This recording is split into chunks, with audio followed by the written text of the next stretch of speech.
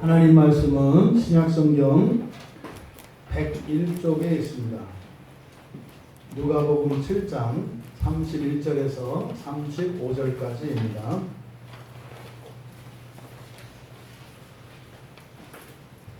우리 같이 한 목소리로 함께 읽겠습니다. 또 이르시되 이 세대의 사람을 무엇으로 비유할까? 무엇과 같은가? 비유하건대 아이들이 장터에 앉아 서로 불러 이르되 우리가 너희를 향하여 피리를 불어도 너희가 춤추지 않고 우리가 곡하여도 너희가 울지 아니하였다 함과 같도다. 세례 요한이 와서 떡도 먹지 아니하며 포도주도 마시지 아니하며 너희 말이 귀신이 들렸다 하더니 인자는 와서 먹고 마시매 너희 말이 먹기를 탐하고 포도주를 즐기는 사람이요 세리와 죄인의 친구로다 하니 지혜는 자기의 모든 자녀로 인하여 옳다함을 얻느니라. 아멘. 기도하겠습니다. 진리의 영이신 성령님, 사랑하시는 주의 자녀들의 마음을 열어 하나님의 말씀이 깨달아 심겨지게 하시고 믿음 안에서 생명으로 자랄 수 있도록 은혜를 내려 주시옵소서. 감사하며 예수님의 이름으로 기도하옵나이다. 아멘. 주님의 이름으로 예배에 참석하신 여러분들을 축복하며 환영합니다. 오늘 이 예배 시간을 통해서 여러분들의 예배를 기쁘게 받으시고 또 하나님이 주시는 그 복과 은혜를 누리시는 우리 모두가 다 되시기를 축복합니다. 설교의 제목이 시장의 아이들입니다. 여기 이제 시장의 아이들인데 놀고 있는 아이들입니다. 시장에서 놀고 있는 아이들. 지금 예수님께서 이 세대의 사람을 무엇으로 비유할까? 우리말 성경에 비유할까 이렇게 되어 있는데 이것은 예수님이 사용하시는 비유와 다릅니다. 이것은 이제 실제입니다. 이것은 비유는 아니고 실제, 똑같다는 겁니다. 똑같다. 그러니까 이 세대의 사람과 똑같은 게 무엇일까? 이렇게 되는 겁니다. 그래서 일반적으로 우리가 성경에서 이야기하는 비유는 예수님께서 특별한 가르침을 위해서 한 예로 가져오는 것입니다. 그런데 예수님은 지금 여기에서는 이게 비유라고 말씀하지 않으시고 똑같다 이렇게 얘기를 합니다. 똑같다. 그런데 여기에 소개된 이 세대의 사람들이 누구일까? 이 세대의 사람. 지금 이 누가복음 7장에서는 바로 앞에서 소개되었던 가버나움의 백부장이나 나인성 과부 그리고 세례 요한의 제자들 그리고 수많은 무리들 그리고 서기관과 바리새인들 이들을 염두에 두고 계신 것입니다. 이들을 염두에 두고 말씀을 하시지만 단지 이 말씀이 그 자리에 있었던 그 사람들만을 위한 것은 아니죠. 그렇기 때문에 오늘 우리가 이 말씀을 함께 나누는 겁니다. 우리에게도 이게 적용이 되는 거죠. 여기에 이 세대의 사람들에서 세대라고 번역된 이 단어가 이제 게네아라는 말인데 이 게네아라고 하는 말은 기노마이라는 말에서 만들어진 거예요. 기노마이가 되다라고 우리가 번역을 하는데 없던 것이 생겨난 것, 그러니까 창조된 것입니다. 창조된 것, 만들어진 것. 그러니 이 세대라고 번역된 이 게네아라고 하는 말은 굉장히 광범위한 그런 개념을 가지고 있는 단어입니다. 그러니까요, 창조된 모든 것을 나타내는 말이에요. 거기에는 시간도 있고 공간도 있고 뭐 동물, 식물 또 심지어는 무생물 할 것 없이 모든 것, 영적인 존재를 이 모든 것들을 다 포함하는 말이 이 게네아라고 하는 말이에요. 그러니까 이것은 우주를 나타내는 코스모스보다 더 넓은 개념입니다. 굉장히 큰 개념을 가지고 있는 것이 이 게네아라고 하는 단어입니다. 근데 보통 이것이 이제 성경에서는 이제 세대 또는 시대 이렇게 번역이 되어 있습니다. 그러면 이 게네아, 세대로 번역된 이 게네아에 해당하는 사람들이 누구일까? 이 세대의 사람들 할 때 이것은 예수님 당시에 예수님을 배척하는 사람들, 대표적인 것이 바로 앞에 나오는 바리새인과 사두개인, 서기관들, 그러니까 예수님을 대적하는 사람들을 지칭할 수 있습니다. 그런데 더 나아가서는 예수님 당시에 모든 신자들을 포함할 수 있습니다. 여기에 신자라고 하는 것은 그리스도인뿐만 아니라 하나님을 믿는 유대 사람들 모두를 포함시킬 수도 있는 말입니다. 더 넓게는 예수님이 사셨던 그 시대의 모든 사람들, 단지 팔레스타인뿐만 아니라 다른 대륙에 살고 있는 모든 동시대의 모든 사람들을 나타낼 수도 있습니다. 그런데 그것보다는 지금 여기에 이 세대라고 할 때 이 세대의 개념은 바로 이 누가복음 7장에서는 신앙의 한계에 대해서 예수님이 얘기를 하고 있어요. 구약의 유대인들이 넘지 못했던 신앙의 한계, 다 땅을 바라봅니다. 다 땅을 바라봐요. 심지어 오늘도 지금 많은 한국 교회 안에서 예배를 드리고 있지 않겠습니까? 그러면 지금 예배에 참석하고 예배당에 나왔든 인터넷으로 참여하든 예배를 드리고 있는 모든 사람들의 생각을 우리가 다 끄집어내서 이렇게 펼쳐본다고 합시다. 그랬을 때 예배를 드리고 있는 사람들의 그 예배의 목적, 그것이 어디에 있을까? 이 땅의 모든 것을 가지고 하늘을 위하여 살기를 원할까? 아니면 하늘의 모든 것을 끌어다가 이 땅에 오늘을 위해서 살기를 바랄까? 이 질문 앞에서 이게 선뜻 모든 그리스도인들이 이 세상의 모든 것을 가지고 하늘나라를 위하여 살 것입니다라고 대답이 안 나오는 거예요. 그런 믿음이 없어요. 그런 확신이 들지 않아요, 저에게는.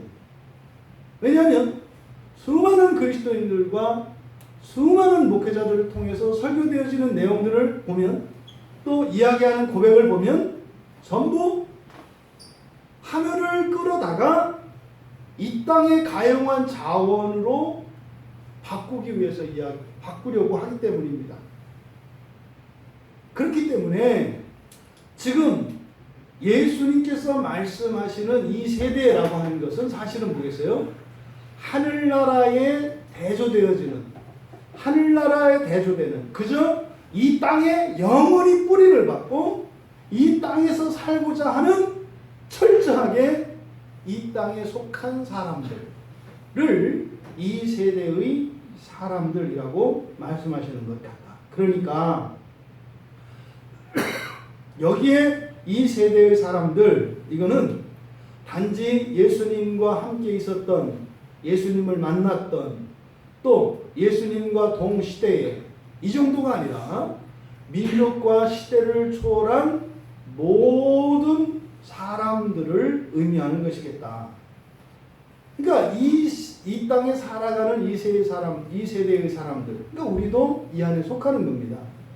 이것을 더 뒷받침하는 것이 여기에 시제를 이 세대의 사람들이 누구와 어떤 이들과 같을까 이렇게 할 때 시제를 현재형으로 쓰고 있어요.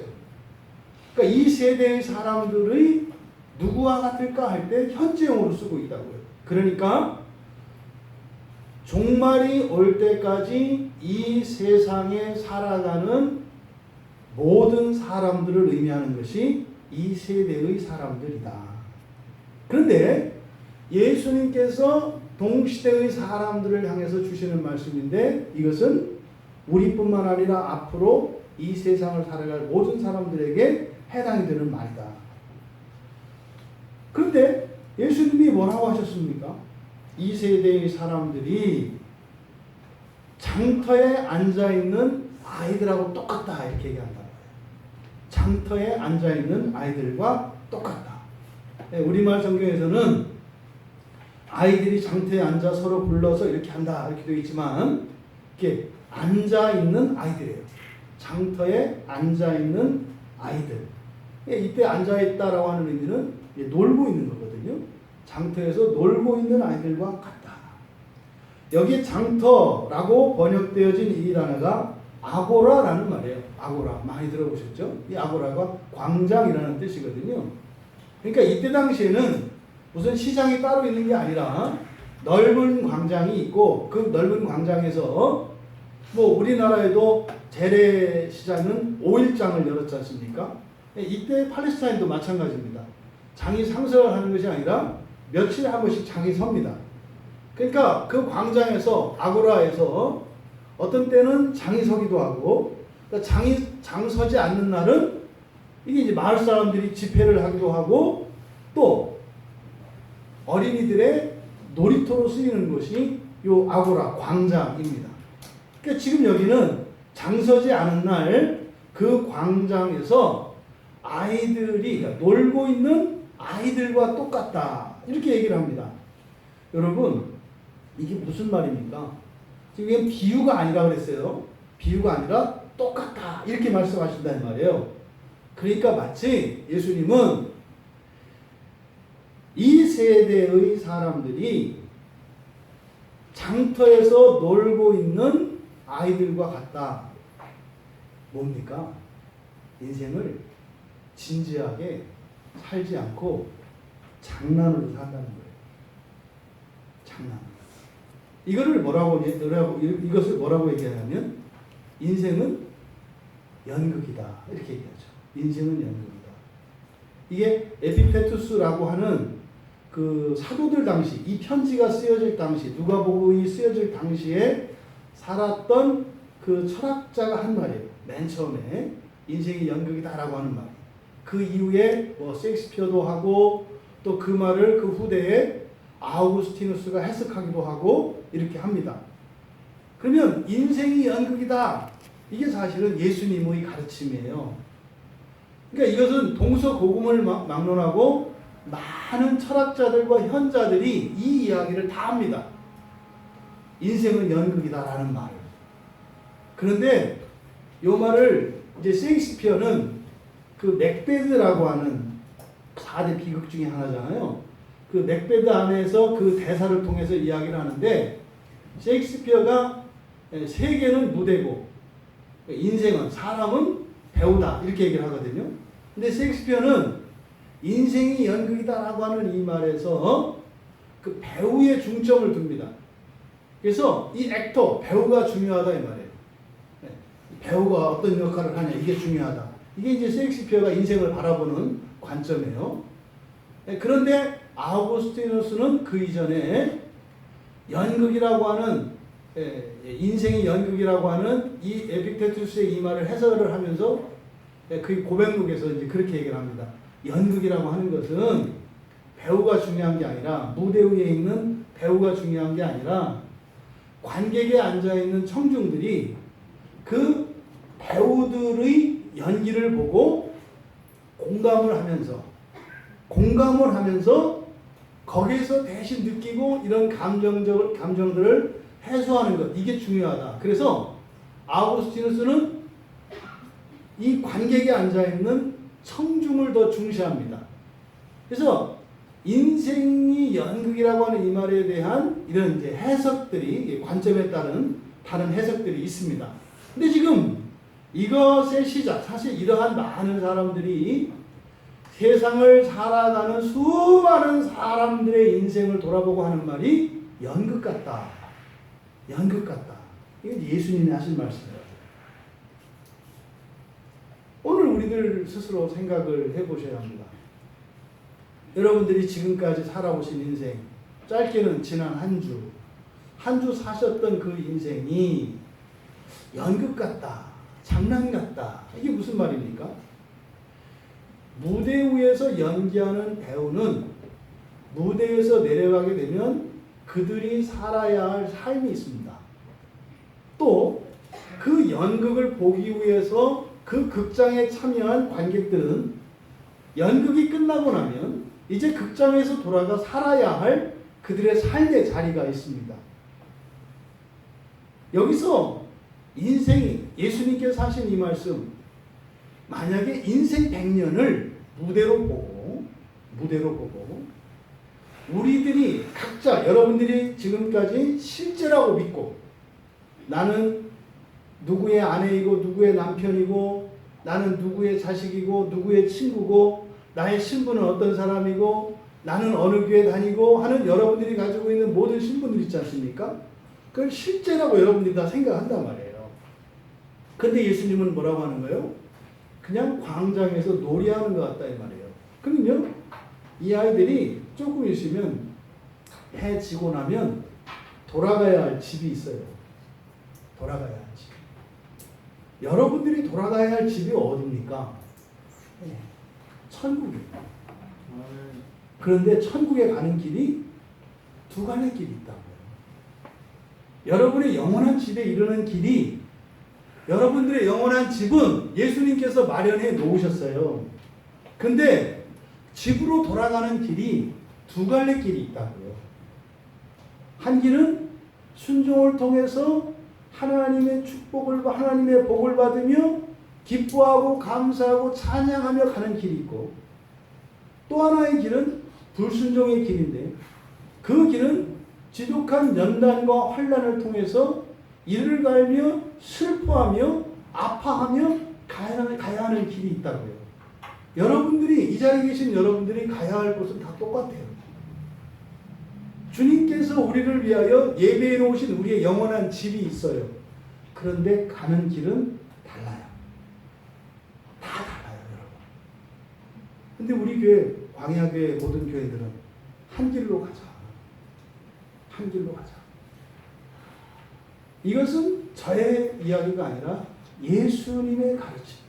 지금 예수님이 바로 이 세대의 사람을 장터에 앉아있는 아이들, 놀고 있는 아이들과 같다. 여러분, 인생은 지나간다는 겁니다. 여러분이 아무리 심각하고 아무리 중요한 일 같아도 다 지나갑니다. 다 지나가요. 저녁이 되면 집으로 돌아가야 합니다. 여러분, 우리가 거기에서 다 만날 거거든요. 근데 돌아가는 길이 녹록지가 않아요.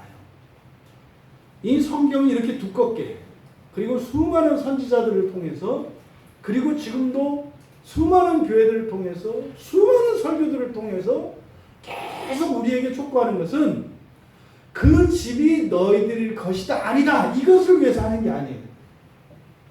우리의 초점이 바뀌어야 돼요, 여러분. 그 집은 여러분의 것이에요.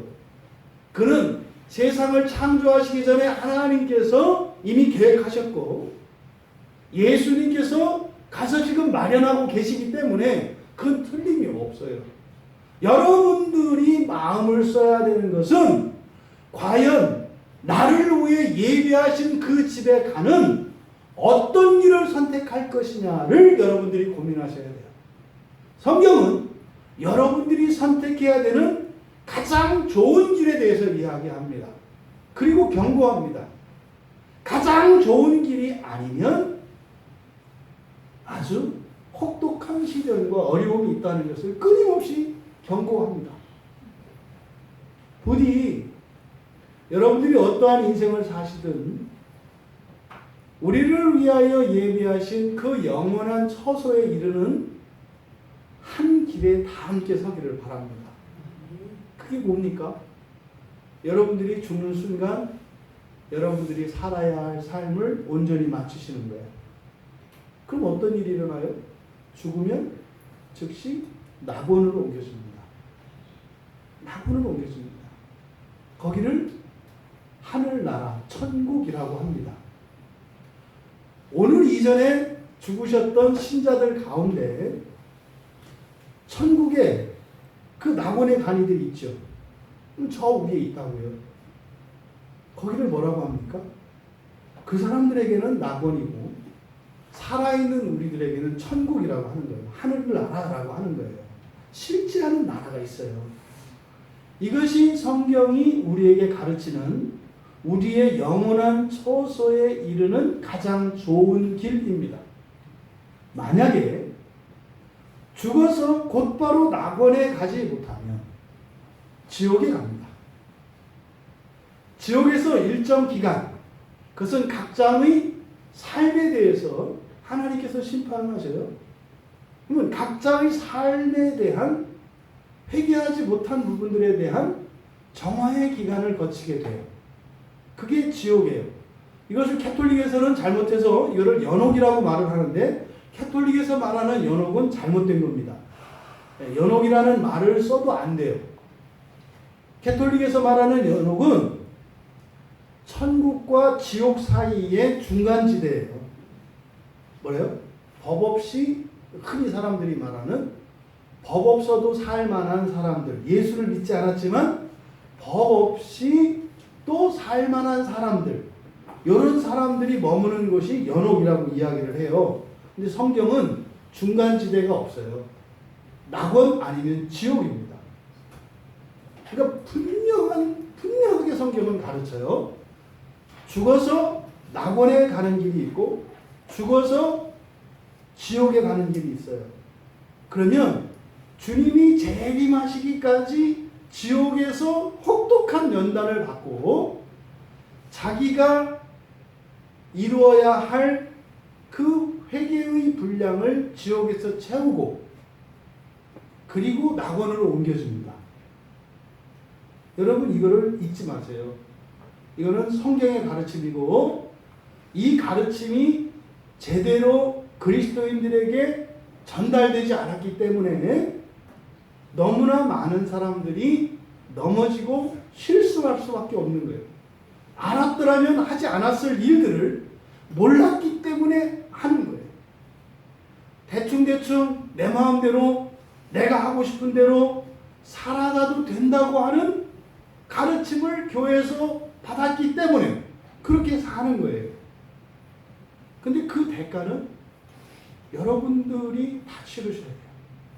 성경은 분명히 얘기합니다. 여러분의 인생, 여러분의 신앙에 대해서 진지하라고. 그리고 아주 냉정하게 선택하라고. 어느 것이 과연 여러분에게 유익한 것인지를 판단하고 그렇게 살아가라고.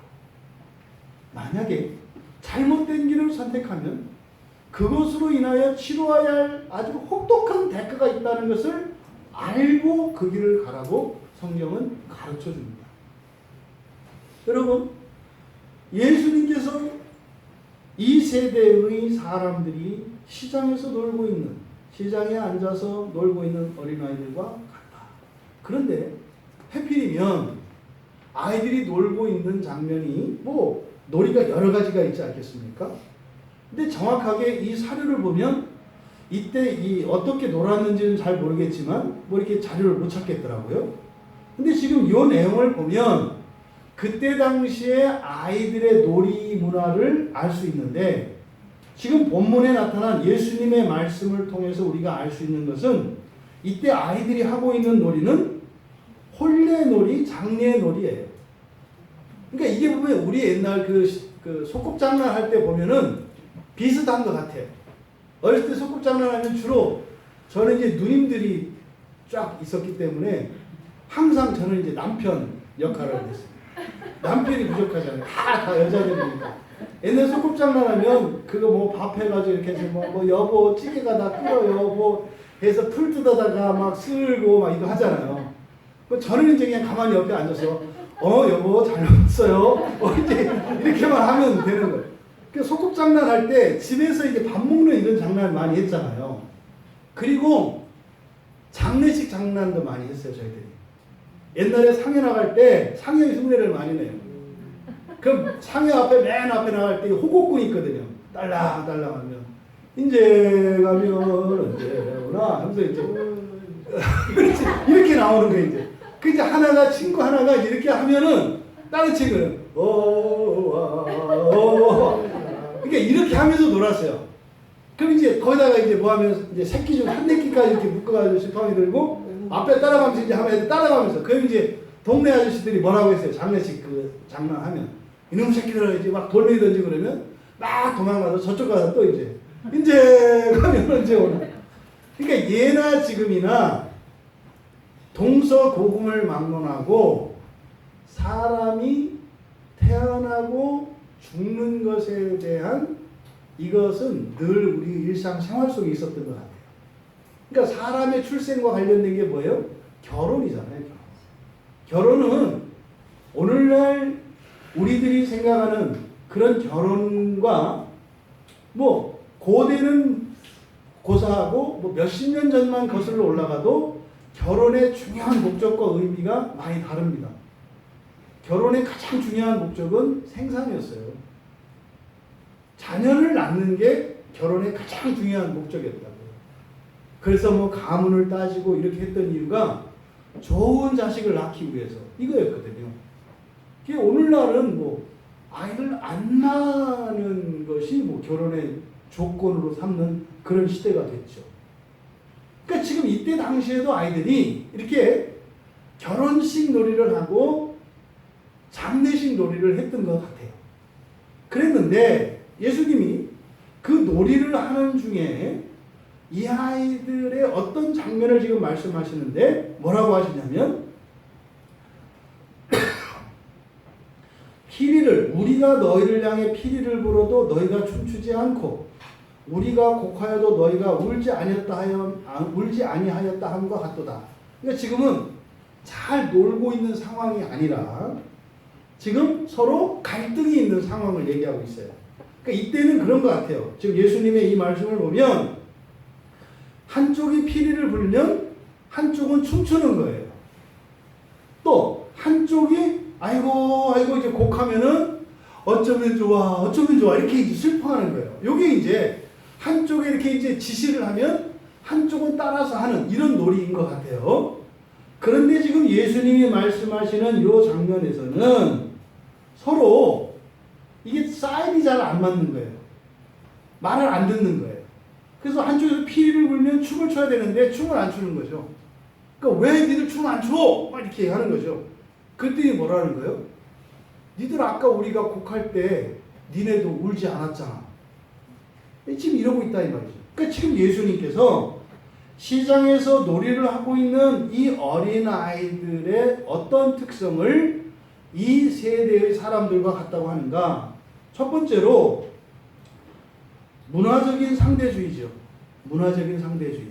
좀 유식한 말로 하면 이 문화적인 상대주의. 이게 뭐냐면 앉아서 놀고 있는 아이들이니까 사실은 법이라는 게 있습니까? 없습니까? 없어요. 규칙은 있지만 사실은 어겨도 되는 거죠.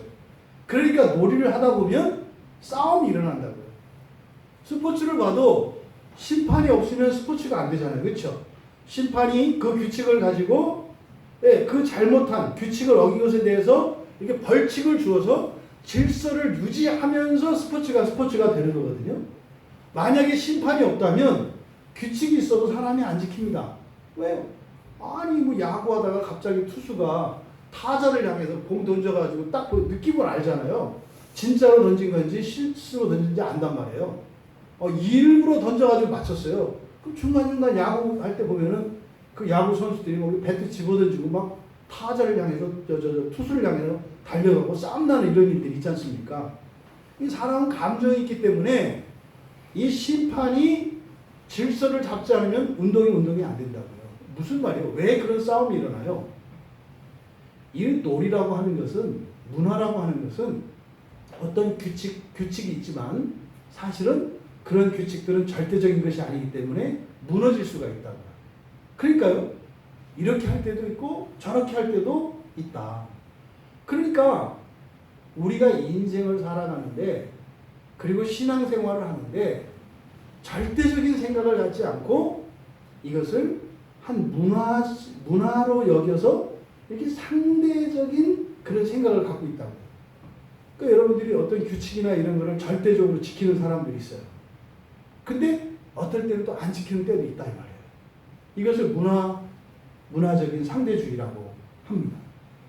그러니까 인생과 신앙에 있어서 절대, 이건 뭡니까? 진리예요. 절대라는 말은 진리예요. 진리를 따라서 살아가야 할 사람들에게 가장 큰 적은 상대주의입니다. 그러니까 항상 그런 게 어딨어? 안 그럴 수도 있는 거지. 뭐예요? 예외 없는 규칙은 없다.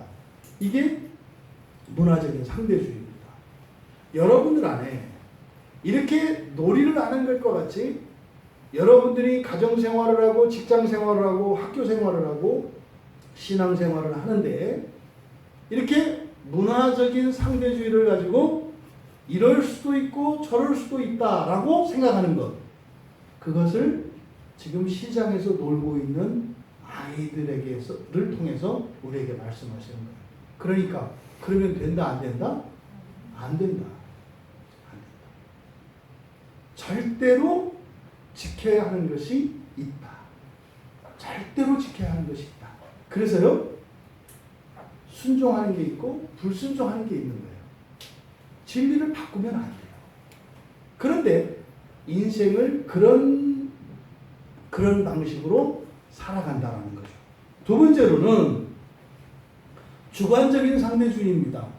주관적인 상대주의가 뭐냐면 자신이 원하는 대로 상대방이 따라주기를 바라는 거예요.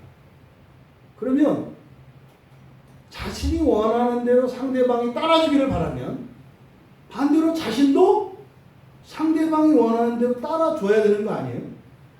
근데 그건 말고 그냥 내가 원하는 대로 사람들이 따라주기를 바라요. 이거를 주관적 상대주의라고 해요.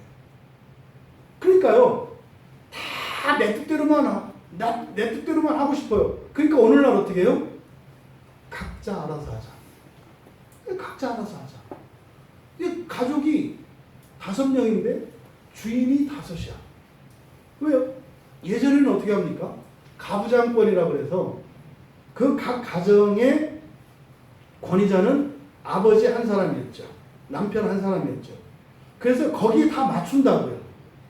그러니까 가정이 분란이 없어요. 대신 어렸을 때 훈련이 되죠. 그 가치에 맞추어서 훈련이 됩니다. 그래서 철이 들었다라고 하는 것은 그 아버지의 가부장권에 이게 훈련이 된 것을 말해요.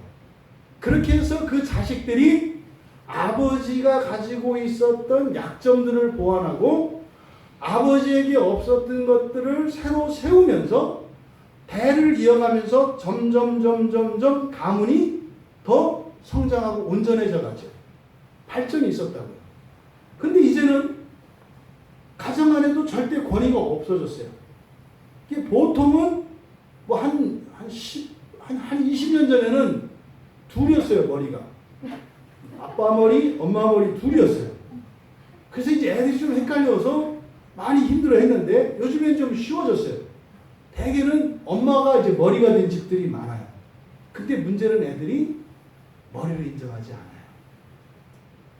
필요에 따라서는 인정해 주지만 때가 되면 내 뜻을 세울 때는 인정하지 않아요. 그럼 결국에는 어떻게 됐어요? 이제는 아이들이 이제 머리가 돼서 하나였던 머리가 2개가 됐다가 새로운 머리로 하나 됐다가 이제는 자녀들 수만큼 머리가 생겼어요. 그러니까 부모들이 따를 리 없죠. 그러니까 어떻게 해요? 이제 우리 피차간에 서로 간섭하지 말고 각자 살자. 이게 저 가정은 깨어진 지 오래입니다. 이미 오래입니다. 이게 뭐냐면 주관적인 상대주의예요. 교회도 마찬가지죠. 모든 교회의 절대적인 권위는 성경입니다. 성경 말씀에 어느 교회도 저항할 수 없고 거기에 대해서 반대할 수 없습니다. 그래서 모든 교회의 관심은 성경을 온전히 드러내는 것이에요.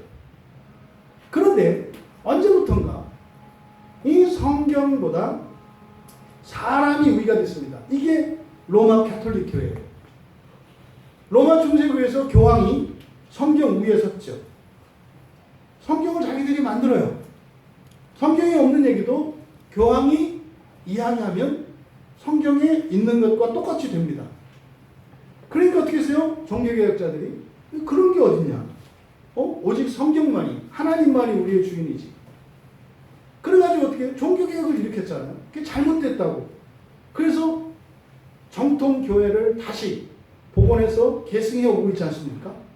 근데 가만히 교회 생활을 하다 보니까 옛날 교황이 참 좋았기도 했겠다는 생각이 들어요.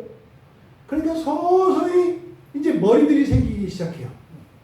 그러니까 무슨 주의 하면서 무슨 교단 하면서 교단이 막 분열돼요. 이게 왜 그래요? 이게 다 머리가 되는 거예요. 머리가. 그러다 보니까 나중에는 어떻게 됐어요? 똑같아요. 가정에서 일어난 일하고. 야, 우리 서로 이렇게 머리가 있으니까 서로 불편하다. 그러니까 이런 거 다 없애자! 이게 오늘날 뭐예요? 무교회주의. 교회 자체를 없애버렸어요, 이제는. 사람들 사고 속에. 교회? 그런 거 필요 없다는 거예요. 목사? 이런 거 필요 없다는 거예요. 그냥 우리끼리 모여서, 뭐 동네에 있는, 비어있는 사무실 하나 얻어가지고, 거기서 예배드리고 이렇게 하면 되지. 지금 그런 교회들이 상당히 많이 생겨나고 있어요. 여러분, 똑같지 않아요? 교회 역사 속에서 일어났던 일들이 우리들의 가정 안에서 경험되었고, 교회 역사뿐만 아니라 한국 교회 안에서도 똑같이 일어나요. 이게 바로 뭡니까? 이게 주관적 상대주의라고요. 여러분, 그리스도인과 비그리스도인을 구별하는 여러 가지 기준이 있어요. 가장 그 여러 가지 기준 중에 한 가지가 뭐냐면 진리를 믿는 사람들이에요. 그리스도인들. 뭐예요? 절대 양보할 수 없는 게 있다고. 절대 양보할 수 없는 게 있다고. 비그리스도인들은요. 절대는 없는 거예요. 그렇다고 해서 양보하지 않는다는 게, 양보한다는 게 아니라 양보하진 않지만 양보할 수도 있다. 이렇게 얘기를 해요. 아니, 어차피 그럼 양보 안 할 거라면 양보는 없다고 하면 되지. 왜 양보를 할 수 있다고 하냐? 그러니까 너도 언젠가 양보할 수도 있는 거 아니냐? 양보 안 한다니까. 근데 할 수도 있다고 얘기하는 거라니까. 이게 이게 상대주예요. 이게 상대주. 그리스도인은 그래서요. 어떤 면에서는 이렇게 외골수적인 그런 면이 있어요. 꽉 막힌 것 같은, 그리고 어리석은 것 같은 그런 면이 있어요. 서울에 우리 시찰내 어떤 교회에서는 동네 사람이 전화가 왔대요. 동네 사람. 지난주에 또 뉴스에서 교회들이 막 이렇게 나왔잖아요. 동네 사람 하면 내가 지금 교회 옆에 사는 사람인데요. 거기 일요일 날 또 예배를 드립니까? 드린다고 그랬더니 아니 제발 예배 좀 드리지 말라고. 뉴스에서 지금 교회에서 막 코로나가 지금 나온다고 하지 않았냐. 그러니까 당신 교회도 드리지 마라. 이런 전화를 우리 시찰하는 목사님이 받았대요.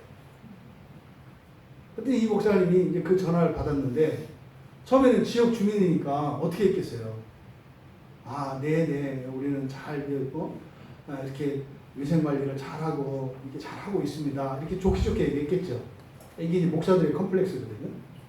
목사들은 화를 내면 안 된다. 이런 게 있어요. 이렇게 강박이 있어서 네 죄송합니다. 그러다 이제 저 같은 목사만 나오면 된통 당하죠. 그러니까 처음에는 이렇게 고분고분한 거예요. 근데 이제 전화를 끊고 나니까 이게 너무 이제 화가 나신 거예요. 그래가지고 이제 우리 목사님도 단톡방에 올렸어요. 그런 일이 이런 일이 있었는데 혹시 목사님들 중에서 또 지역 주민한테 이런 전화를 받으시거든. 단호하게 대처하십시오. 당신 그러면은 극장에다가도 전화해서 영업하지 말라고 하고 식당에다가도 영업하지 말라고 할 거냐? 이렇게. 그러니까 그런 소리 하지 마라. 그러면서 예배를 드리십시오. 그래서 우리 이제 시찰 목사님들이 그 단톡방에서 이제 한바탕 이제 웃었는데 여러분 이게 참 해프닝과 같지만 사실은 이게 우리 그리스도인들의 마음속에 이게 정말 이렇게 또아리 튼 뱀처럼 이런 생각이 있다는 거 아닙니까? 우리의 신앙의 일정 부분을 양보할 수도 있다는 생각. 이게 주관적 상대주의. 여러분, 여러분들이 신앙을 지키기 위해서 여러분의 모든 재산을 다 잃어버리고 여러분의 생명을 다 잃어버려야 한다면 그때도 여러분들은 여러분의 신앙을 지킬 수 있기를 바랍니다. 왜요? 우리가 살아가는 목적은 이 세상에서 오랫동안 편안하게 행복하게 사는 것이 아니라 주님이 예비하신 그 나라의 옳은 길로 가기 위해서, 옳은 길이라는 것은 선한 길, 좋은 길이에요. 좋은 길로 가기 위해서 사는 것이지 이 세상을 어떻게 무엇인가를 누리기 위하여 무엇인가를 하기 위하여 살아가는 게 아니다라는 것을 기억하시기 바랍니다. 만약에 모든 것을 다 잃어버리고 신앙 하나만을 붙들고 거렁뱅이로 살아간다 하더라도 여러분 안에 빼앗길 수 없는 행복과 기쁨과 그 소망이 불타오르길 바랍니다. 그래서 세상의 모든 것을 가진 세상의 부자와 권력자보다 모든 것을 다 잃어버린 거렁뱅이가 되어 이 폭풍우 속에 비를 맞고 거리를 배회하는 하는 거리라 할지라도 여러분의 마음속에는 그 천국의 소망으로 현재적인 어려움과 환난들을 넉넉히 이길 수 있는 절대적인 신앙관을 가지고 있는 우리 모두가 되시기를 바랍니다. 지금 이 장터에서 놀고 있는 어린아이들을 통해서 주시려고 하는 것이 바로 이겁니다. 문화적인 상대주의, 주관적인 상대주의. 이 앞에서 우리가 설교를 통해서 살펴보았던 신앙을 통해서 어떤 유익을 얻었을 때 자기가 원하는 어떤 문제가 해결되어지고 그 유익을 얻었을 때 그것으로 만족하는 이것이 상대주의라고요. 우리가 이 세상을 살면서 경험하는 은혜의 체험들은요, 천국으로 오르는 한 계단이 되어야 합니다. 그런 밟고 서는 계단이 되어야 돼요. 그것이 우리들의 무엇이 되어서는 안 된다 이 말이에요. 수단이 되어서 밟고 서야 합니다. 반대로 여러분의 인생 안에 있는 이런저런 환난과 어려움들 그 또한 동일하게 천국을 오르는 계단이 될 수 있다는 것을 기억하시기 바랍니다. 만약에 천국을 잃어버리고 이 땅을 바라보며 살게 되면 여러분들이 좋다고 여겨지는 것은 천국에 오르는 계단처럼 여겨지고 여러분들이 싫어하는 것들은 지옥으로 내려가는 계단으로 여겨질 것입니다. 이것이 상대주의에 빠지면 이렇게 되는 겁니다. 그런데 진리에 붙잡혀 절대성으로 살아가는 사람들은 환경의 모든 변화들은 그것이 좋은 것이든 싫은 것이든 전부 천국을 향해 오르는 계단이 될 수 있다는 사실을 기억하시기 바랍니다. 여러분, 결혼과 장례는 절대적인 거예요. 모두 다 하는 거라고요. 이 세상이 끝날 때까지 영원히 있을 예식이에요. 장례식 계속 있을 거고요. 혼례식 계속 있을 겁니다. 그런데 또 이게 또 상대적이에요. 그렇죠? 그래서 뭐 장례를 치르고 혼례를 치를 때 혼주나 상주한테 옆에서 코치하는 거 아니죠. 그건 혼주가 상주가 알아서 할 일이지 그거는 이렇게 하는 거고 이건 이렇게 하고 감나와라 대추나 이렇게 간섭할 수가 없어요. 왜요? 다 다르거든요. 양식이 다 달라요. 혼례와 장례는 절대적인 것입니다만은 또 그것이 드려지는 예식 이거 자체는 되게 상대적이고 주관적이에요. 그러니까 그것에 대해서는 이래저래 말할 필요가 없다 이 말이에요. 그럼 여러분 구원의 문제도 마찬가지입니다. 구원의 문제도 절대적입니다. 반드시 구원을 받아야 합니다. 그리고 반드시 구원이 일어납니다. 그런데 그 구원에 이르는 과정은 다 상대적이에요. 다 틀리다 이 말이에요. 어떤 사람은 인격적으로 먼저 되고 그 다음에 신앙생활을 하는 사람이 있고 어떤 사람은 신앙생활을 먼저 하고 신앙생활을 하면서 인격적으로 완성이 되는 사람이 있어요. 다 달라요. 그리고 정도도 다르고 경우도 다 다릅니다. 그런데 여러분 이것을 절대화하면 안 돼요. 그래서 우리의 신앙에는 절대적인 것이 있고 상대적인 것이 있다. 그리고 객관적인 것이 있고 주관적인 것이 있다. 이게 서로 양자택일이 아니에요. 우리가 절대로 우리의 신앙을 버리지 말아야 합니다. 그런데 어떻게 그 신앙을 지켜야 하며 이것은 다 다르다 이 말이에요. 상황에 따라서. 뭐 지금 우리 교회 같은 경우 대표적으로 지금 연화도에 계신 우리 박남현 집사님 가정 같은 경우 이런 경우에 지금 늘 그런 거 있어요.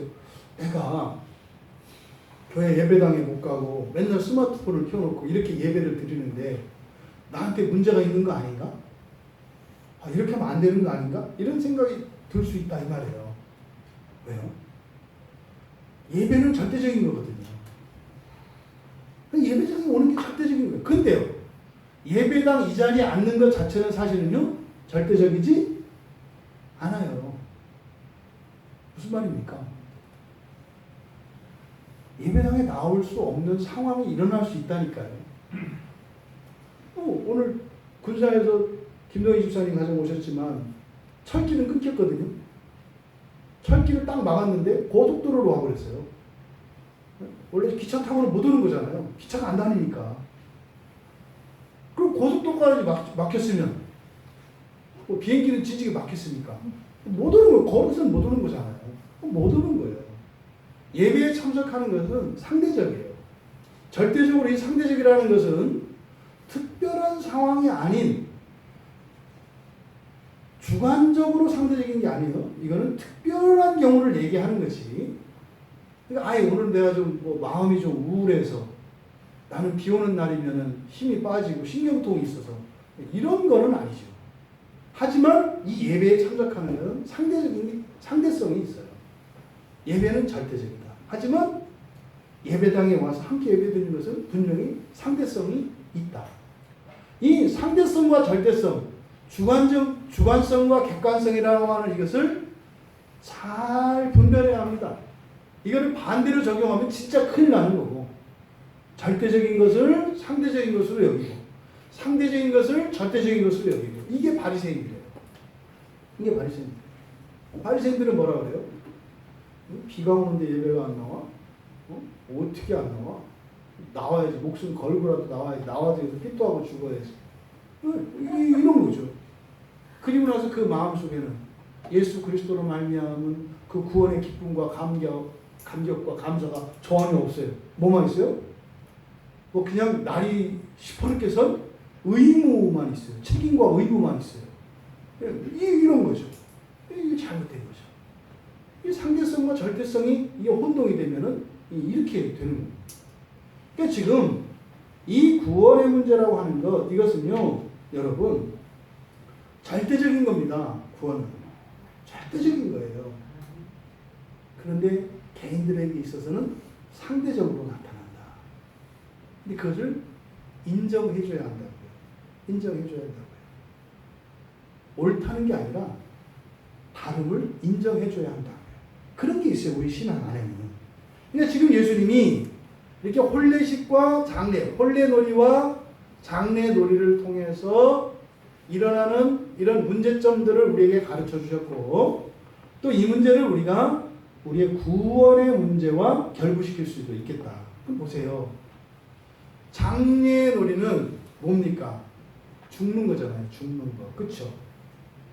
혼례놀이는 이거는 정말 이제는 온전한 하나 되어서 살아가는 거지 않습니까? 근데 이 혼례식과 장례식을 이야기한 이유가 바로 뒤에 나와요. 왜냐하면 광장에서 놀고 있는 이 아이들에 대해서 말씀을 하시고 나서 예수님이 세례 요한의 금욕생활과 예수님의 평범한 일상생활에 대해서 얘기를 해요.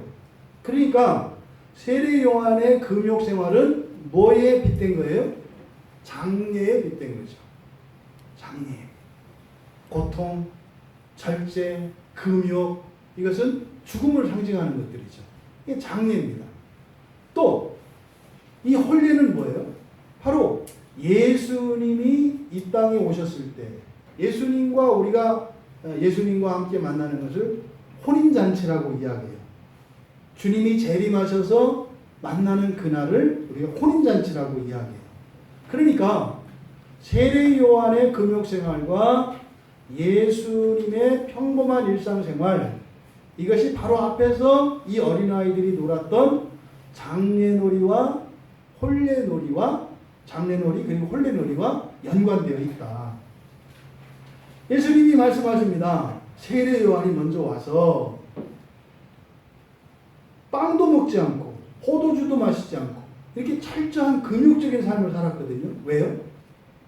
바로 오실 메시아를 예배하는 자였기 때문에 자기의 즐거움과 기쁨은 하나도 생각하지 않고 철저하게 그 일을 위해서 살았다고요.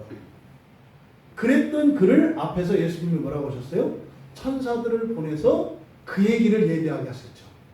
그의 길은 어디겠어요? 이제 요한은 감옥에서 곧 순교하겠습니다만 그는 죽는 즉시 낙원으로 천사들에게 인도될 겁니다. 그러니까 요한이 예수님을 예배하기 위하여 철저하게 금욕적으로 살았던 삶이 허무한 게 아니죠.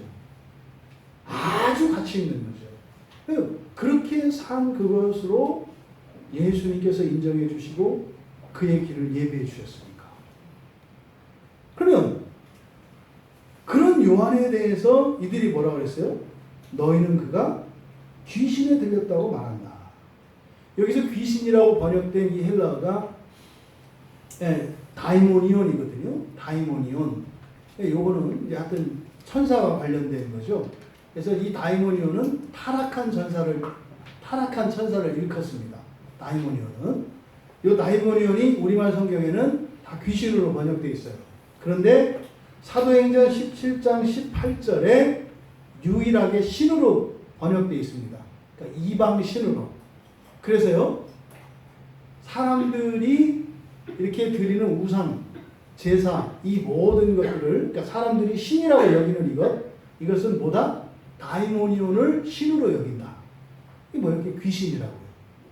그래서 하나님이 아닌 사람들이 신이라고 부르는 이 모든 것들은 다 귀신들입니다. 그 귀신들은 누구라고요? 타락한 천사들이라고요. 근데 요한이 이렇게 금욕적인 삶을 살았더니 내 안에 귀신이 들었다라고 말했다 이 말이에요. 무슨 말입니까? 틀렸다는 거죠. 틀렸다는 거. 이게 뭐예요? 앞에서 곡을 하면 어떻게 해요? 슬피 울어야 돼요. 그런데요, 그걸 가지고 너 곡이 틀렸어 라든지 뭐 너도 안 했잖아, 하기 싫어, 이렇게 한다 이 말이죠. 엉뚱하게 지금 갈등하고 대립하는, 자기의 생각을 주관하는, 주장하는 그 얘기를 하는 겁니다. 그리고 이제 예수님께서 예수님을 34절에 인자로 표현합니다. 예수님이라고 하지 않고 인자라고 하는 이유는 뭘까요? 이 인자는 구약 성경에서 예언된 메시아를 나타내는 말이에요. 그러니까 예수님을 인자. 바로 앞에서 우리가 다뤘던 주제가 뭡니까? 세례 요한의 제자들은 세례 요한에게 세례를 받은 것으로 만족했다 그랬잖아요. 근데 그러면 안 되고 세례 요한을 보내신 분 예수 그리스도를 바라보아야 한다 그랬지 않습니까? 다시 한번 여기서 예수님이 바로 인자, 그 메시아이신 것을 나타내기 위해서 예수님 자신을 인자라고 표현하신 겁니다. 인자는 와서 먹고 마시매. 여기서 먹고 마신다는 것은 그냥 일상적으로 먹고 마시는 걸 말해요. 그러니까 물 먹고, 물 마시고 밥 먹는 거를 말해요. 특별히 뭘 먹는 게 아니라 그냥 평범한 일상생활을 말해요. 그러니까 메시아인 인자가 와서 평범한 생활을 했더니, 그러니까 뭐요? 보통 사람들과 똑같이 생활을 했더니 뭐라 그래요? 아이고 인자면 좀 달라야지 이랬다는 거예요. 인자가 보통 사람들하고, 그러니까 메시아가 보통 사람들하고 똑같으면 되나? 안 되지. 근데 그 정도가 아니라 뭐라고 그랬다? 우리말 성경에서는 먹기를 탐하고 이렇게 되어 있습니다만 이게 조금 더 말하면 개걸스러운 사람이에요. 개걸스러운 사람. 개걸스러운 사람 이렇게 떠오르시죠?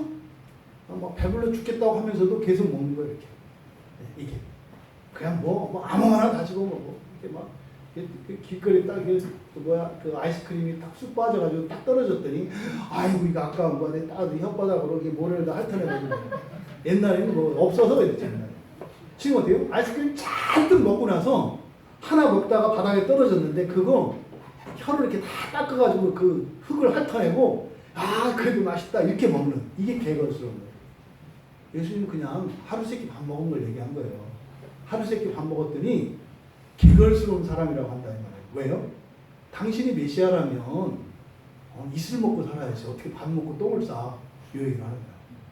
그리고 개걸스럽고 그래서 이때 당시에 이 팔레스타인 문화에서는 물이 귀하기 때문에 포도주를 음료수로 마셨단 말이에요. 근데 뭐라고 그래요? 음료수가 아니라 주정뱅이였다 이렇게 얘기를 하는 거예요. 여기서 포도주를 즐기는 사람 이렇게 우아하게 생각하시면 안 돼요.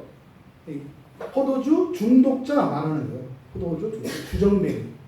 그러니까 예수님이 그냥 똑같이 사람들하고 밥상에 앉아서 밥 먹고 포도주를 이렇게 음료수를 마신 것 뿐인데 사람들은 당신이 메시아라면 이렇게 하는 것은 사람이라면 정상이지만 당신이 정말 인자라고 생각을 한다면 인자가 이렇게 하는 것은 아주 개걸스러운 것이고 이거는 주정뱅이와 같은 것이다. 왜요? 이게 사람들이 주관적인 상대주의라는 거예요. 인자라면 좀 달라야 된다는 생각. 여러분, 예수님이 우리와 다르면 큰 문제 앞에 봉착됩니다. 예수님이 우리하고 다르면. 왜요? 우리는 뱁새고 예수님은 황새거든요. 그럼 어떻게 돼요? 우리는 다 가랭이 다 찢어져요. 예수님은 우리하고 똑같아야 돼요. 그런데 우리가 뭐라고 한다고요? 에이, 메시아라면 좀 달라야지 이런다 이 말이에요. 왜요? 메시아가 이 세상에 오신 목적과 의미를 잘못 알고 있기 때문에 메시아가 이 세상에 오신 것은요 모범을 보여주기 위해서 오신 거예요. 길을 내어주기 위해서 오신 거예요. 내가 너희들과 똑같아. 내가 이렇게 사니까 너희들도 살 수 있어. 그리고 너희들은 내가 간 길을 따라오면 돼. 이게 인자로 이 세상에 오신 목적이거든요. 그런데 뭐라고 하는 거예요? 에이, 인자라면 땅을 밟지 않고 물 위를 걸어야 되고 허공으로 날아야지. 그럼 우리는 못 가요. 그러니까 말도 안 되는 이런 억지 주장을 하게 되는 게 뭐예요? 이게 주관적인 상대주의다 이 말이에요. 그러니까 요한들에 대한 사람들의 잘못된 반응과 태도, 예수님께 대한 잘못된 사람들의 잘못된 대응과 태도, 이게 바로 귀에 걸면 귀걸이, 코에 걸면 코걸이 하는 이 상대주의로 말미암은 것이다. 진리가 무엇인지를 모르기 때문에 이런 일이 일어나는 것이다 라는 것을 가르쳐 주시는 거다. 여러분, 우리가 이 절대적인 구원을 향해서 가는 길에 있어서 우리에게 절대적으로 주어진 게 있어요. 그건 뭡니까? 성경이고요. 성경이 절대적이에요. 성경. 그리고요, 하나님이 절대적인 거라고요. 하나님이 절대적인 거라는 것은 두 가지 의미입니다. 여러분들의 목표를 하나님께 두어야 된다는 거예요. 뭐예요? 여러분은 그냥 훌륭한 사람이 되기 위해서, 괜찮은 사람이 되기 위해서 살려고 해서는 안 된단 말이에요. 신적 존재가 되기 위해서 살아가야 한다고요. 이연사 목놓아 외칩니다. 그냥 이 세상 사는 일은 사람의 삶이잖아요. 하늘은 신들의 세계예요. 하늘을 위해서 살아가셔야 한다 이 말이에요. 오늘 여러분들이 오늘 예배에 나오셨잖아요. 사람으로서 살기 위해서 오신 게 아니에요. 오늘 예배 끝나고 돌아가실 때 남는 게 있다고 느끼고 이렇게 머릿속으로 가슴으로 느끼고 돌아가는 분이 있을 수 있고, 전혀 남는 게 없었다. 뭐 그래도 예전처럼 비는 안 새서 다행이다. 또 이런 생각으로 돌아가실 분들이 있어요. 돌아가신다는 것은 천국이 아니라 지금이다. 근데 여러분들은 오늘 예배에 참석한, 이 자리에 계셨던, 인터넷으로 참여하셨던 여러분들은 하나님의 자녀 되어지는 그 일에 큰 은혜를 입으시는 거예요. 이 자체가 여러분들이 저 천국을 준비하는 아주 큰 일인 거예요. 이것이 여러분들에게 의미가 되지 않기 때문에 그저 예배 자체에서 여러분들이 머리로 가슴으로 느끼는 그것을 더 큰 가치로 생각한다 이 말이에요. 중요하죠. 하지만 더욱 중요한 것은 여러분들이 현재는 볼 수 없는, 만질 수 없는, 하지만 여러분이 두 눈으로 똑똑하게 보게 돼요. 여러분의 두 발로 딛고 설, 그리고 여러분들이 직접 다스리게 될 그 나라, 그 나라를 위하여 오늘 이 자리에 나온 것이라는 사실을 여러분들이 아셔야 돼요. 성경을 펼칠 때, 기도할 때 성경을 보는데 내용이 뭔지 모르겠다고요? 상관이 없다고요. 우선적으로는 여러분이 성경을 펼치면 하늘나라를 위하여 준비하는 일이라는 것, 이것에 더 큰 의미를 두셔라. 여러분 기도하는데 도대체 뭘 기도해야 될지 모르겠다고요? 기도하는 그 행위 자체가 천국을 위하여 수고하는 것이라고 말씀을 드리는 거예요. 이것이 가장 큰 의미가 먼저 되셔야 돼요. 그리고 그게 다가 아니죠.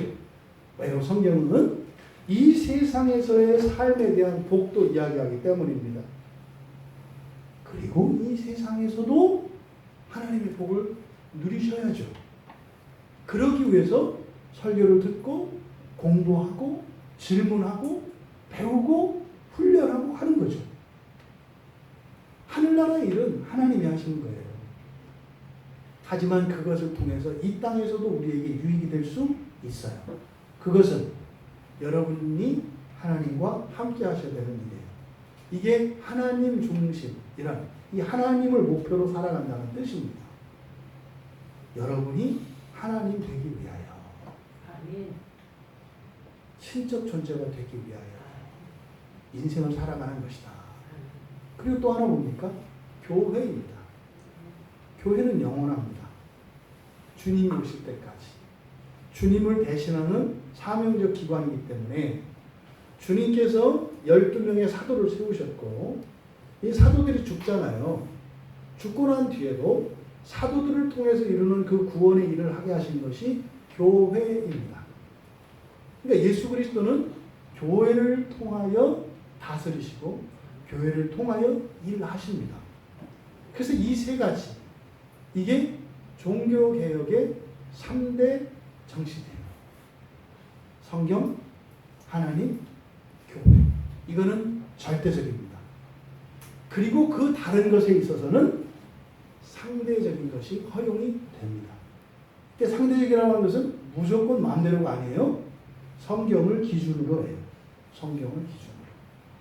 여러분들이 예수님의 이 가르침을 통해서 지금 광장에서 앉아서 놀고 있는 어린아이들과 같은 그런 인생에서 벗어나 이제 정말 진지하고 실제적인 지혜로운 삶으로 변화될 수 있게 되기를 바랍니다.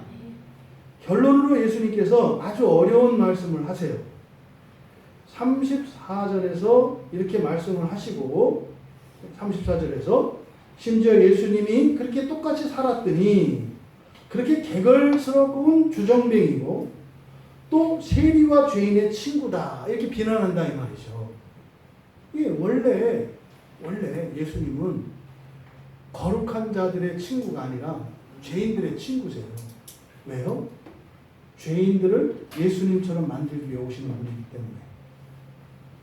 그리고 아주 어려운 말씀을 하세요. 35절 말씀. 되게 어렵습니다. 같이 읽어볼게요. 지혜는 자기의 모든 자녀로 인하여 옳다함을 얻느니라. 갑자기 예수님께서 왜 지혜 이야기를 할까요? 여기는 그냥 지혜가 아니라 그 지혜입니다. 정관사가 붙어 있어요. 그 지혜. 그래서 그 지혜니까 일반적으로 말하는 지혜가 아니라 그 지혜, 여기서 지금 다루고 있는 주제가 뭡니까? 구원이라고요. 완전한 구원. 완전한 구원. 그러니까 예수님이 말씀하시는 이 지혜는, 그 지혜는 곧 구원의 지혜입니다. 구원의 지혜. 여러분들이 지혜에 대해서 가지고 있는 생각이 있을 거예요. 보통 지혜와 관련해서 지혜, 지식 이렇게 따지잖아요. 근데 우리들이 알고 있는 지혜에 대한 생각과 성경의 가르침 사이에는 공통점도 있지만 또 다른 것도 있습니다. 뭐 많은 이야기들이 나오는데 특별히 몇 가지 성경에 있는 지혜에 관한 구절들을 통해서 성경의 지혜에 대한 가르침을 우리가 잠깐 살펴보자면 출애굽기 28장 3절에 말씀을 통해서 지혜는 영적인 작용이라는 것을 우리가 압니다. 무슨 말이냐면 지혜라고 하는 것은 지혜의 영의 작용이라고 이야기를 해요. 그러니까 지혜로워지려면 어떻게 해야 된다고요? 지혜로운 영을 받아야 돼요. 지혜로운 영은 천사예요. 지혜로운 영을 받아야 지혜로워진다. 지혜는 영적인 작용입니다. 그래서 출애굽기 31장 3절에는 하나님의 영이 충만하면 지혜와 총명과 지식과 여러 가지 재주를 갖는다고 말해요. 그러니까 여러분들이 지혜로워지고 싶고 총명해지고 싶고 또 여러 가지 재주, 기술이죠. 이런 기술이라고 하는 것은 여러분들 실무적인 기술이에요. 뭐 이제 우리 교회 이제 노래하는 청년들이 있는데 작곡 능력, 노래하는 능력, 이런 것, 이게 지금 여러 가지 기술이거든요. 근데 이게 어떻게 해결된다고요? 여호와의 영, 하나님의 영이 충만하면 그게 생긴다는 거예요. 우리 학생들 공부하는데 요새 이제 우리 지혜수가 공부 열심히 하고 아주 잘하려고 노력을 해서 얼마나 이쁜지 몰라요. 근데 선생님한테 배우고 친구들한테 물어보고 우리 지혜수가 그런다잖아요. 잘하는 친구들한테 다른 거 이렇게 농구 이런 거 가르쳐주고 대신 너는 나 공부 가르쳐주고 멋있잖아요. 근데 그 일도 중요하지만 우선 뭐 해야 된다? 하나님의 영이 충만하면, 하나님의 영이 충만하면 이런 그런 기술뿐만 아니라 이런 지혜도 총명도 충만해진다는 거예요. 그래서 이 지혜라고 하는 것은 영적인 작용이에요. 단지 이렇게 사람의 머리로 공부하고 이렇게 개발하고 그게 아니라 영적인 일이다. 이게 성경의 가르침입니다. 또 마음의 작용이에요. 이 지혜는 출애굽기 35장 10절에 보면 지혜로운 마음이 지혜로운 영을 받아요. 지혜로운 마음이. 그러니까 마음이 또 지혜로워야 돼요. 그래서 이 지혜라고 하는 것은 마음의 작용이기도 하다. 그래서 잠언 3장 18절에서는 지혜는 그것을 얻는 자에게 생명나무다 이렇게 얘기해요. 이게 뭡니까? 구원이라는 거예요. 지혜. 그러니까 지혜라고 하는 것은 그 생명에 이르게 하는 영적인 작용이고 마음의 작용이다. 그러면 그 지혜를 얻은 사람들, 그러니까 보겠어요? 잠언 3장 35절에서는 영광을 기업으로 받는다. 이게 무슨 말인지 아시겠죠? 영광을 기업으로 받는다. 이게 무슨 말이에요? 하나님 된다는 뜻이에요. 영광은 하나님의 존재를 나타내는 말이거든요. 하나님처럼 된다. 뭐하면? 지혜를 받은 자라. 지혜를 받은 자라. 그래서 이 지혜라고 하는 것은 하나님을 닮아갈 수 있게 하는 우리의 마음의 변화이고 영적인 변화인 겁니다. 그래서 지혜 있는 자에게 비로소 교훈이 더 지혜롭게 해요. 교훈 아시죠? 디다케. 그죠? 하나님의 말씀은 여러분들의 마음에 어떤 때는 교훈이 돼서 설교를 들으면 은혜가 돼서 여러분들이 뭘 깨닫게 되고 변화되는 일이 일어나잖아요. 이게 언제요? 이게 지혜로운 마음이 있을 때, 지혜로운 자. 우리의 마음이 지혜로운 상태가 될 때, 교훈, 디다케, 하나님의 말씀이 여러분들에게 교훈이 돼요. 그러면 그게 어떻게 된다? 우리를 더 지혜롭게 한다. 이게 잠언 9장 9절에 나오는 말씀이에요. 그러니까 여기서 말하는 지혜라고 하는 것은, 예수님이 말씀하신 지혜라고 하는 것은 구원의 지혜를 말한다 그랬어요. 그럼 보세요. 지혜는, 그러니까 구원의 지혜죠. 구원의 지혜는 자기의 모든 자녀로 인하여 옳다함을 이건 뭐냐면 의롭게 되다예요. 의롭게 되다. 이것을 옳다라고 번역을 한 거예요. 의롭다라는 것은 어떤 의미라고 그랬죠? 완전하게 된다고 그랬죠. 완전하게 되는 것을 의롭게 된다고 그랬어요. 그러면 구원의 지혜는 자기의 모든 자녀로 인하여 의롭게 된다. 그런데 여기 인하여의 동글뱅이, 인하여, 요게 헬라어 아포의 번역이에요. 아포는 뭐뭐로부터라는 뜻이거든요. 그러니까 인하여라고 하는 이 말은 자녀로 인하여, 이게 지금 우리말 성경에 있는 것과 정반대의 뉘앙스입니다. 정말 왜? 아포라는 말을 쓰고 있기 때문에. 그러면 이런 구원의 지혜가 어떻게 의롭게 된다? 어떻게 완전하게 된다? 지혜의 모든 자녀로부터예요. 그대로 직역하면. 모든 자녀로부터 의롭게 된다. 이 얘기는 자녀들이 의롭게 한다는 이야기가 아니라 이 아포라고 하는 말은 분리를 나타내는 거예요. 분리. 그러니까 자녀들로부터 의롭게 된다 할 때, 이때 자녀들로부터 의롭게 된다는 것은 이 지혜의 자녀는 전혀 지혜롭지 않아요. 완전히 지혜롭지 않아요. 그런데 완전히 지혜롭지 않은 자식에게 지혜가 전하여집니다. 그러면 그 지혜가 지혜롭지 않은 이 자녀를 지혜롭게 하죠. 그럼 지혜롭게 된 부분은 지혜롭지 않았던 부분이 떨어져 나온 거죠. 이해되시죠? 그러니까 지혜롭지 않았던 자가 지혜롭게 됨으로써 지혜가 완전하게 된다. 그러니까 지혜는 뭐 하는 겁니까? 지혜롭지 않은 자를 지혜롭게 하는 게 지혜의 목적이에요. 구원의 목적은 구원받을 수 없는 자가 구원받게 하는 게 구원이라고요. 지혜이신 예수 그리스도께서 구원받을 수 없는 죄인인 우리에게 오셔서 우리에게 그리스도의 그 구원의 지혜를 주시고, 이걸 복음이라고 하죠. 그러면 복음을 믿을 수 없고 받아들일 수 없었던 우리가 조금씩 불신을 떼어내요.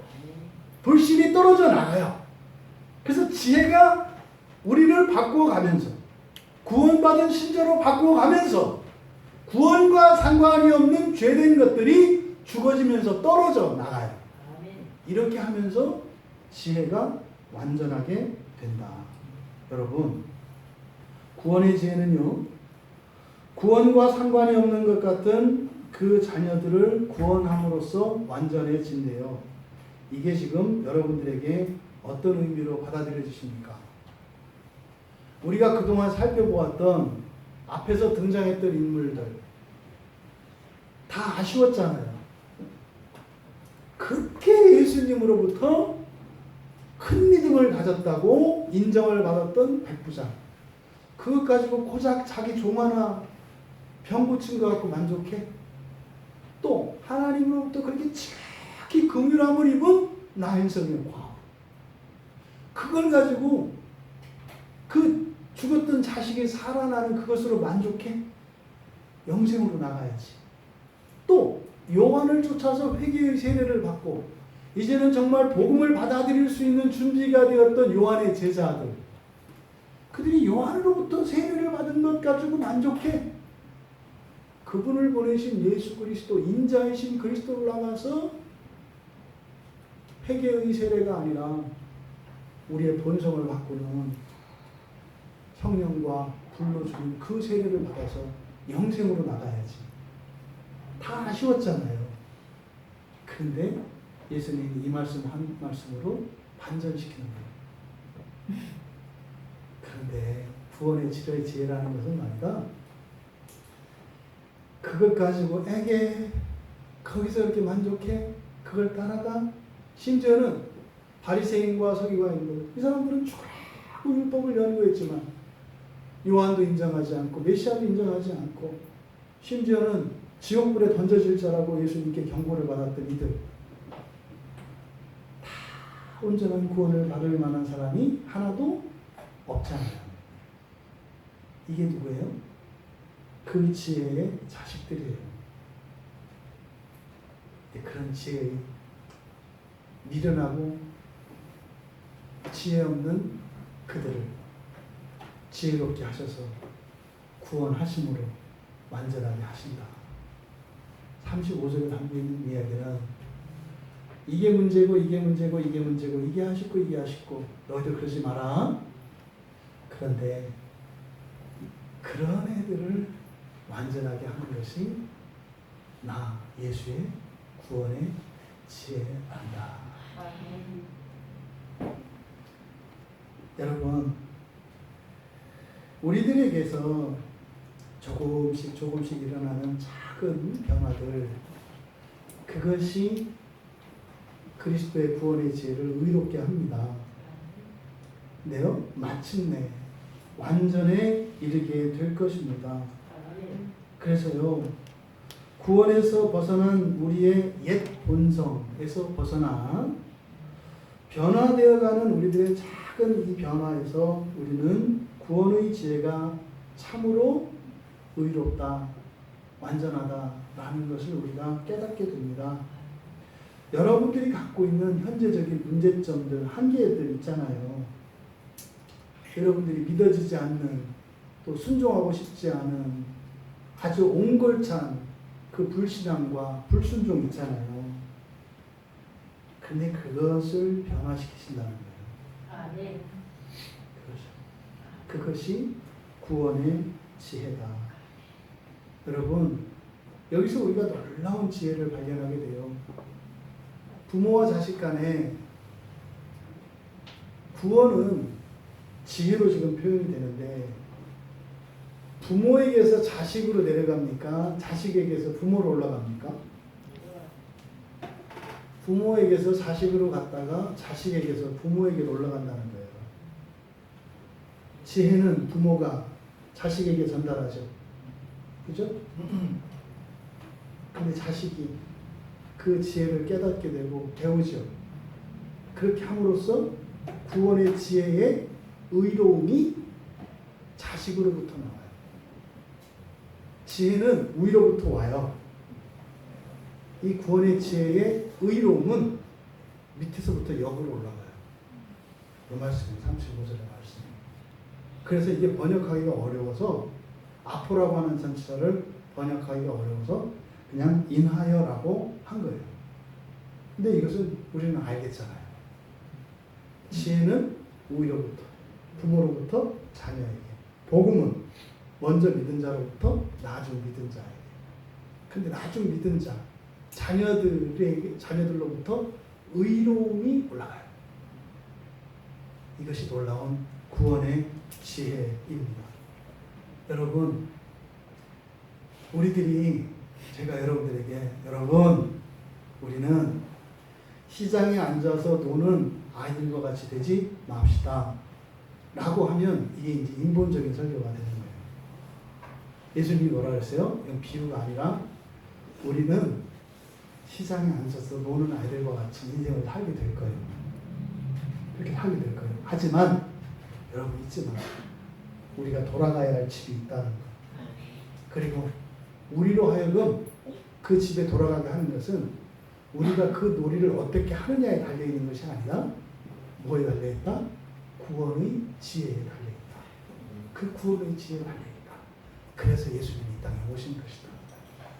지금 그 일들이 여러분의 삶 속에 계속해서 일어나고 있습니다. 여러분 두고 보십시오. 여러분 안에 또 여러분 환경 속에 소망이 없는 것 같은 그 환경들을 통해서 하나님이 구원을 이루실 겁니다. 여러분들을 온전하게 하실 것입니다.